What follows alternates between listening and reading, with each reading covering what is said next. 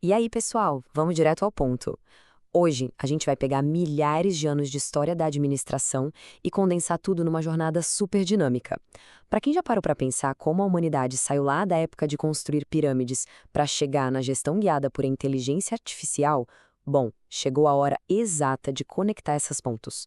Vamos entender de verdade como a teoria geral da administração evoluiu. Então, para nos guiar, o nosso roteiro vai acompanhar o pêndulo do pensamento administrativo em 5 fases principais. 1. As origens da administração. 2. A era das máquinas. 3. A descoberta do fator humano. 4. Sistemas e contingências. E, para fechar, a gestão digital e o futuro. Começando pela parte 1, as origens da administração. Sabe de uma coisa incrível? Essa nossa obsessão por eficiência é literalmente tão antiga quanto a própria civilização. Há mais de 5.000 anos, lá na Mesopotâmia, já se usava a escrita para controlar impostos rigorosamente. Era a burocracia original, digamos assim. No Egito, coordenar a construção de pirâmides exigia uma logística colossal. E avançando para 1750 a.C., o Código de Hammurabi, lá na Babilônia, já ditava regras até para salários mínimos. Muito antes de qualquer modernidade, o Arsenal de Veneza, no século XII, já operava uma linha de montagem e controle de estoques que era absolutamente genial. Todo esse acúmulo histórico foi preparando o terreno para a Revolução Industrial, onde as máquinas chegaram e simplesmente mudaram todas as regras do jogo. Mas, antes de mergulhar de cabeça nos teóricos modernos, é fundamental definir o núcleo dessa ciência. A Teoria Geral da Administração, a nossa famosa TGA, estuda as organizações considerando múltiplas variáveis ao mesmo tempo. O grande objetivo prático, e o que realmente separa uma boa liderança das demais, é conseguir encontrar aquele equilíbrio perfeito. O equilíbrio entre o rigor do conhecimento teórico e a arte humana de aplicar isso na gestão do dia a dia. E quem é o maestro que faz tudo isso acontecer? O administrador, claro. Nos modelos clássicos, ter sucesso exige dominar um tripé de habilidades. É preciso ter uma visão conceitual ampla, um excelente trato humano e, logicamente, a destreza técnica. Ao mesmo tempo, a rotina é um verdadeiro malabarismo de papéis. A liderança atua como um elo interpessoal, processa um mar de informações e, no fim das contas, toma as decisões difíceis. Em essência, age-se como um agente de mudança em cenários muito complexos. E isso nos leva à parte 2, a Era das Máquinas. Lá no comecinho do século XX, aquele esquema de empirismo, de ficar tentando e errando, já estava totalmente esgotado. A indústria precisava desesperadamente de uma abordagem estritamente científica. Então, os pensadores da época deram a primeira grande guinada nessa história usando uma metáfora super específica. Eles passaram a tratar a organização pura e simplesmente como se fosse uma máquina, um sistema fechado, altamente previsível e rigidamente estruturado. O Henri Fayol foi um dos arquitetos dessa visão. Foi ele quem criou aquele conceito clássico: prever, organizar, comandar, coordenar e controlar. Esses 5 passos formaram a fundação anatômica dessa máquina corporativa, dividindo o trabalho e espalhando a autoridade de um jeito extremamente vertical e implacável. E, junto com o Fayol, outros nomes de peso moldaram essa era. O Frederick Taylor implementou a administração científica, simplificando tarefas e medindo tempo e movimento com o cronômetro na mão. O Max Weber trouxe a burocracia, focada em regras claras, impessoalidade e uma hierarquia racional fortíssima.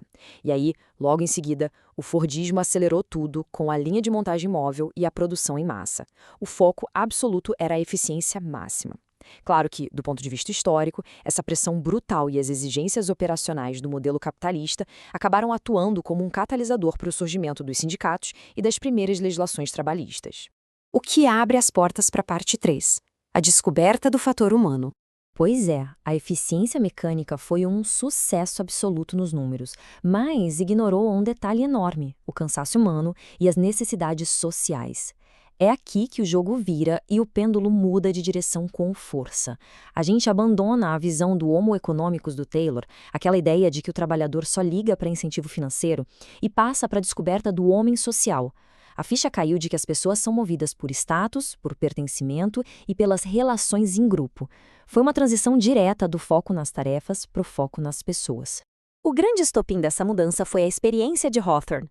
De uma forma totalmente inesperada, os pesquisadores descobriram que a atenção social afeta a produção fabril muito mais do que a infraestrutura física do ambiente. Eles acabaram revelando a organização informal. Sabe aquelas crenças e panelinhas que frequentemente mandam mais que as regras oficiais da empresa? É exatamente isso. Com a ajuda dos estudos de dinâmica de grupo de Kurt Lewin e da psicologia, as ciências humanas finalmente invadiram a gestão de fábricas. Para mapear de vez essa revolução comportamental, Douglas McGregor criou duas categorias bem interessantes sobre a natureza do trabalho. De um lado, a velha teoria X, que enxerga o trabalhador como preguiçoso por natureza, que exige coerção e controle rígido. Do outro lado, o alvorecer da teoria Y, a crença fantástica de que as pessoas são naturalmente ativas, buscam responsabilidade e realmente florescem quando recebem autonomia para crescer. Isso virou as estratégias de motivação de ponta cabeça. E assim, chegamos à parte 4, sistemas e contingências. Aqui, a velha metáfora da máquina é jogada fora e a gente passa a observar o mundo lá fora. A nova visão passa a tratar a organização como um organismo vivo. Pense bem, assim como um ser vivo precisa se adaptar constantemente, processar nutrientes e interagir com o ambiente para sobreviver, as empresas também precisam desesperadamente disso. A teoria geral dos sistemas do Bertalanffy ancorou exatamente isso, trazendo uma visão onde tudo está interconectado. As empresas passaram a ser geridas como sistemas abertos, dependendo o tempo todo de entradas, processamento e loops de feedback. A gestão virou uma luta ativa contra a entropia, que é a tendência natural das coisas virarem bagunça, buscando a homeostase, um equilíbrio dinâmico. E a palavra de ordem se tornou sinergia, a percepção definitiva de que alterar uma única peça afeta a empresa inteira e que o todo é colossalmente maior do que a soma das partes.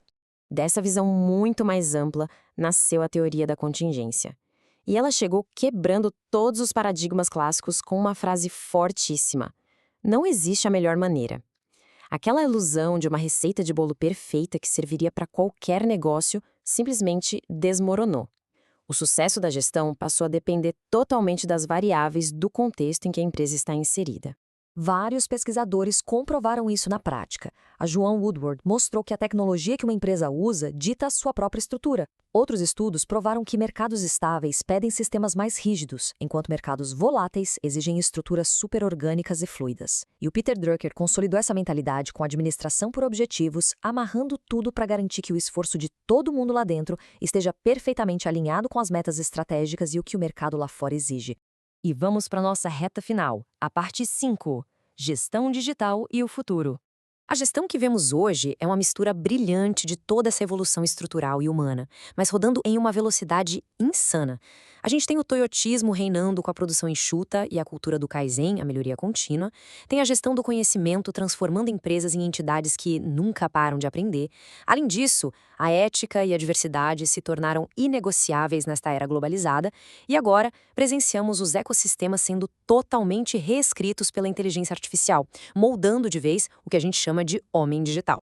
A teoria administrativa sobreviveu ao planejamento no deserto do Egito, atravessou a fumaça ruidosa das fábricas e decifrou a mente humana. Mas o pêndulo nunca para de balançar. Hoje, diante do avanço irreversível da inteligência artificial, fica a provocação que não quer calar. Como é que os algoritmos vão redefinir o papel da liderança e da nossa própria tomada de decisão no próximo século? A evolução da teoria geral da administração continua acontecendo todos os dias, bem na nossa frente. Muito obrigada por acompanhar esta jornada analítica com a gente. Continuem curiosos e até a próxima.